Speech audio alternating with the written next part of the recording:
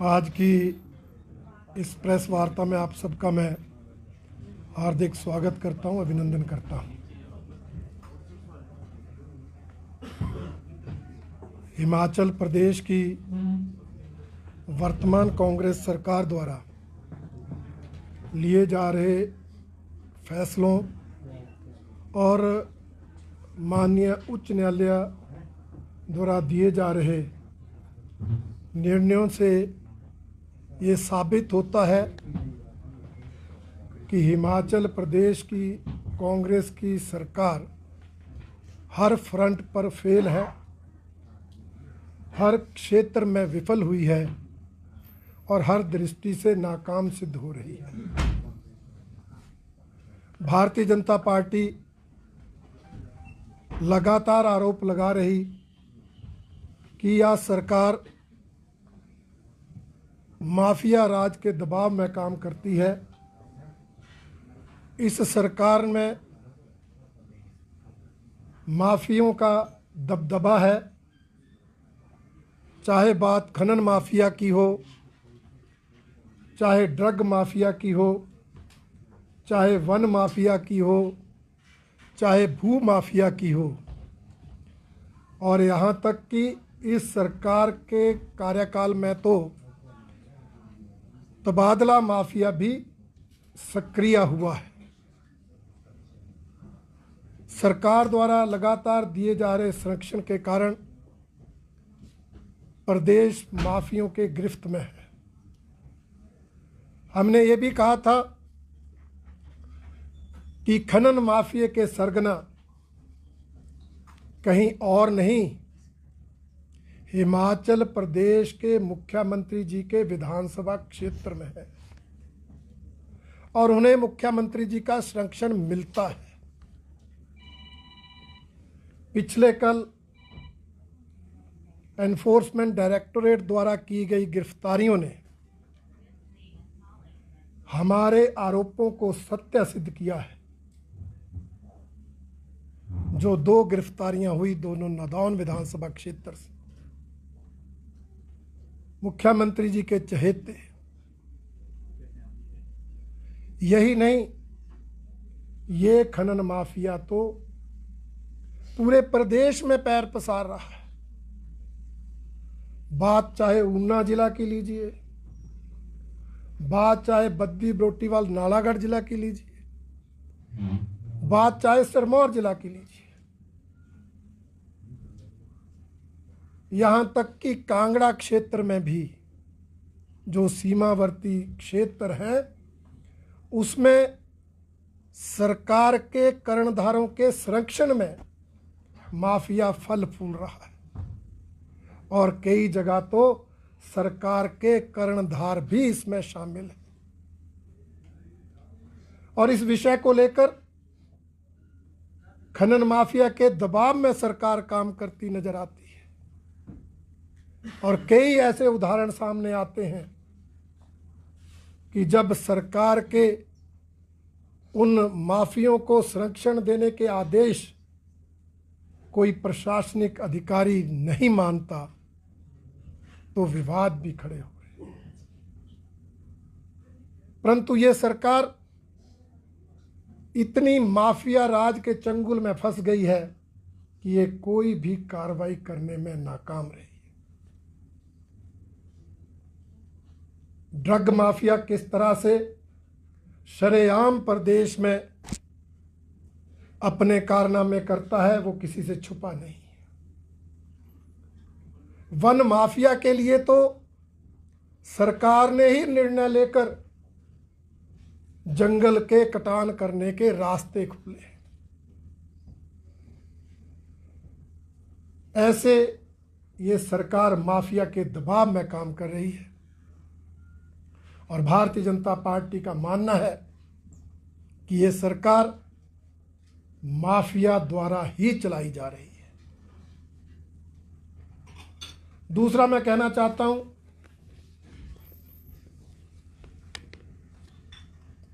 2 दिन पहले हिमाचल प्रदेश माननीय उच्च न्यायालय का फैसला आया।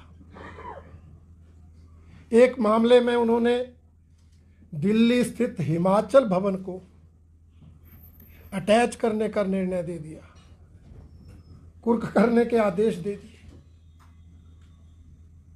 कितना गंभीर विषय है। और मुख्यमंत्री अपनी कमियों को छिपाने के लिए दूसरों पर तथ्यहीन आरोप लगा रहे हैं कि जी पिछली सरकार ने तो 5,000 करोड़ की नीलामी की। काहे की नीलामी की? कौन सा संस्थान नीलाम किया? कौन सा संस्थान कुर्क हुआ? आप तथ्यों पे बात करो। आप प्रदेश के मुख्यमंत्री हो। कौन सी सरकारी संपत्ति भाजपा राज में कुर्क हुई, जरा मुख्यमंत्री बताएं। सिर्फ अपनी कमियों को छुपाने के लिए दूसरों पर आरोप लगाना, यह सही बात नहीं होती। आत्मचिंतन करें।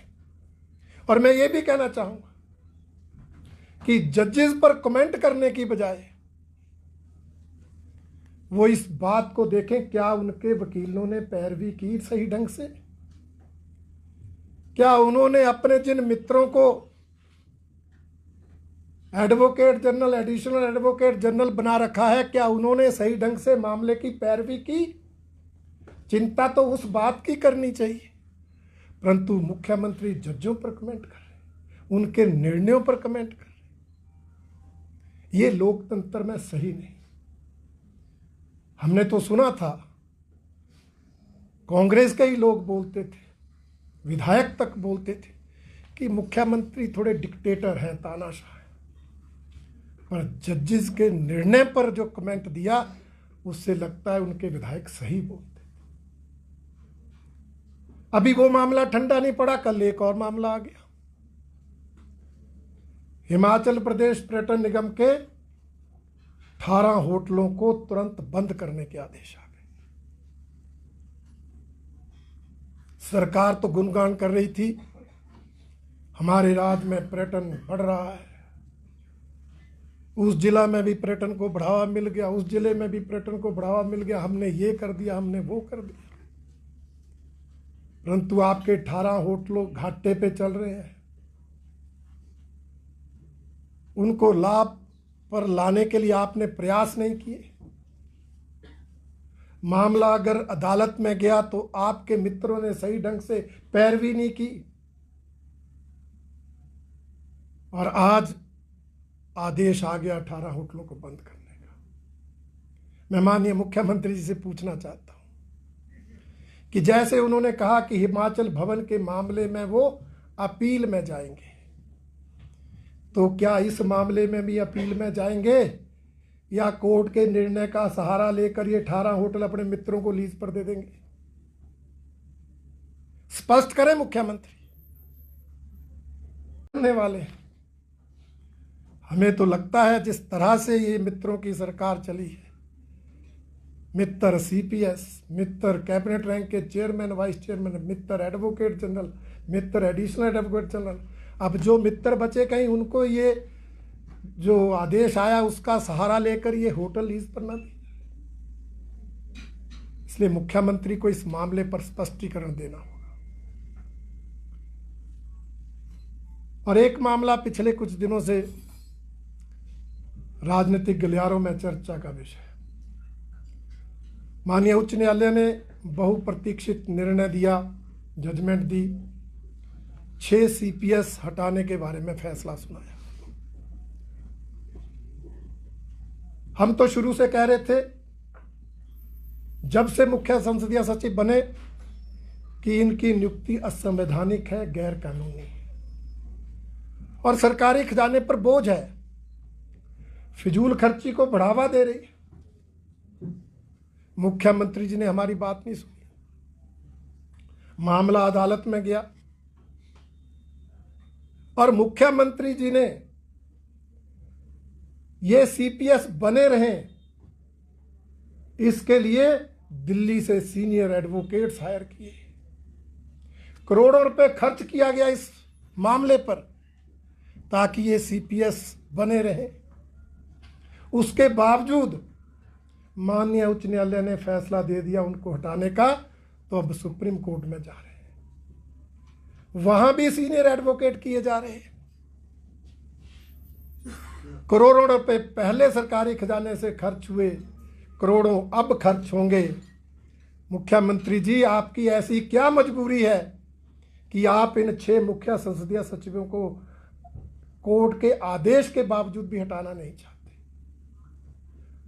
आप आर्थिक स्थिति का रोना तो रोते हैं, सरकारी खजाना खाली होने का रोना रोकर कर्मचारियों को तनख्वाह पहली तारीख को नहीं देते, 1500 संस्थान प्रदेश में बंद करते हैं कि खजाना खाली है, परंतु इन 6 विधायकों को सीपीएस बनाए रखना, इस पर करोड़ों रुपए सरकारी खजाने से खर्च कर रहे हैं। ऐसी आपकी क्या मजबूरी है? प्रदेश की जनता को आप बताएं। जब एक्ट निरस्त हो गया, मामला समाप्त हो गया, फिर भी आप सुप्रीम कोर्ट जा रहे हैं। इसलिए यह स्पष्ट करना अति आवश्यक है। कुल मिलाकर जो सरकार की छवि खराब हो रही है, धूमिल हो रही है, वो आप सबके सामने है। एक मामला निपटता नहीं, दूसरा आ जाता है। सरकार की कार्यप्रणाली पर आज प्रश्न चिन्ह लगे। और मैं बताना चाहता हूं एक और नोटिफिकेशन। वैसे तो इस सरकार ने अनेक फैसले लेकर, चाहे टॉयलेट टैक्स लगाकर, चाहे समोसे की सीआईडी जांच करवाकर, प्रदेश में हिमाचल सरकार को मजाक का विषय तो बनाया है। अब एक और नोटिफिकेशन आई है। हिमाचल प्रदेश सरकार के director information and public relation 30 अक्टूबर को नोटिफिकेशन जारी की कि जो मुख्यमंत्री जी की सरकारी बैठक हो, सरकारी कार्यक्रम हो, जो अनेक विभाग की बैठकें हों, मुख्यमंत्री जी की वही फोटो छापी जाए जो पब्लिक रिलेशन अप्रूव करे। लाइन क्या लिखी है कि in some cases these photographs portray inappropriate gestures and could potentially harm the public image of the honorable CM। मतलब सरकार ये मानती है कि मुख्यमंत्री की इमेज फोटो से बनती है। फिर तो किसी हीरो को मुख्यमंत्री होना चाहिए। मैं मुख्यमंत्री से कहना चाहूंगा, फोटो से इमेज नहीं बनती, जनहित में काम करने से इमेज बनती है। प्रदेश हित में काम करके निर्णय लेकर इमेज बनती है। समोसा नहीं मिला तो सीआईडी की जांच कराकर इमेज नहीं बनती। जनता पर टॉयलेट टैक्स लगाकर इमेज नहीं बनेगी। फोटो जितना मर्जी अच्छा छाप लो, परंतु जब तक आप जनता के हित में निर्णय नहीं लेंगे, जब तक आप प्रदेश के हित में फैसले नहीं लेंगे, जब तक आप प्रदेश की आय बढ़ाने कोई अच्छा काम नहीं करेंगे, तब तक आपकी इमेज नहीं बनेगी। फोटो जितने मर्जी अच्छे छपवा लें। इसलिए ये हास्यास्पद निर्णय लेने की जो कड़ी चली हुई है, उस कड़ी में एक और बढ़ोतरी इस सरकार ने की है। और हम यही कहना चाहते हैं कि मुख्यमंत्री जी अभी भी संभलो। हिमाचल प्रदेश देश ही नहीं दुनिया में मजाक का विषय बना है और उसकी जिम्मेवार आपकी सरकार है, आपके निर्णय हैं, आपके फैसले। इसलिए गंभीरता से आत्मचिंतन करें, गंभीरता से जनहित प्रदेश हित में काम करना शुरू करें। अन्यथा भारतीय जनता पार्टी आने वाले समय में इस सरकार द्वारा लिए जा रहे जन विरोधी निर्णयों के खिलाफ भी और प्रदेश हित के खिलाफ जो काम किए जा रहे हैं उसके विरोध में भी आंदोलन करने से पीछे नहीं हटेगी। और इस सरकार को ऐसे अनेक विषयों पर जो चाहे जनता के हितों के खिलाफ है, चाहे प्रदेश के हितों के खिलाफ है, उन पर सरकार को कटघरे में खड़ा करती रहेगी। सर, क्या सीपीएस मामले में बीजेपी विधायकों की जो सदस्यता है उसको चैलेंज करेगी, राज्यपाल के पास जाएगी या इलेक्शन कमीशन के पास जाएगी? देखिए, अभी मामला सुप्रीम कोर्ट में गया है और सुप्रीम कोर्ट का फैसला भी आएगा और हम भी कानूनी राय लेकर उस विषय पर आगे बढ़ेंगे। रणधीर जी, आपके भाजपा नेताओं में कंट्राडिक्ट जो बयानबाजी हो रही है, जैसे हर्ष महाजन जी कहते हैं कि हमारे पास इतना विकल्प है कि हम अब चूज करके भी लोग ले सकते हैं। जयराम जी कहते हैं कि ऐसा कुछ नहीं है, अभी बिंदल जी का बयान आता है इस बारे में। नहीं, ये कॉन्ट्राडिक्टरी बयान नहीं है। सभी एकमत है कि हमारी पार्टी हाईकमांड कानूनी राय लेकर उचित समय पर उचित निर्णय लेगी। अब विकल्प तो है ही, उसमें बताने में कोई हर्ज नहीं, कोई बताता है कोई नहीं बताता है, परंतु हर एक नेता ने यही कहा है कि हमारी पार्टी हाईकमांड कानूनी राय लेकर उचित समय पर उचित निर्णय लेगी। तो सरकार अल्पमत में आ जाएगी फिर? ये तो उसी समय पता लगेगा ना। सर, कैबिनेट रैंक वाले भी कुछ एक विधायक हैं, क्या उसको लेकर भी कोई बीजेपी प्लान? इन सभी विषयों पर कानूनी राय ली जा रही है। और जिस तरह से लिस्ट हाईकोर्ट में सरकार की तरफ से सौंपी गई है, कुछ बहुत बड़े होटल्स भी हैं, चाहे चायल वाली प्रॉपर्टी की बात करें, धर्मशाला वाली प्रॉपर्टी की बात करें, मनाली की बात करें, बहुत अच्छी लोकेशन पर ये होटल्स हैं और दुनिया भर में इनका नाम है चायल की प्रॉपर्टी का। आपको नहीं लगता कि इस विषय भी जांच का एक विषय है कि कैसे ये प्रॉपर्टीज घाटे में जा रही है और इस लिस्ट में शामिल हो? निश्चित रूप से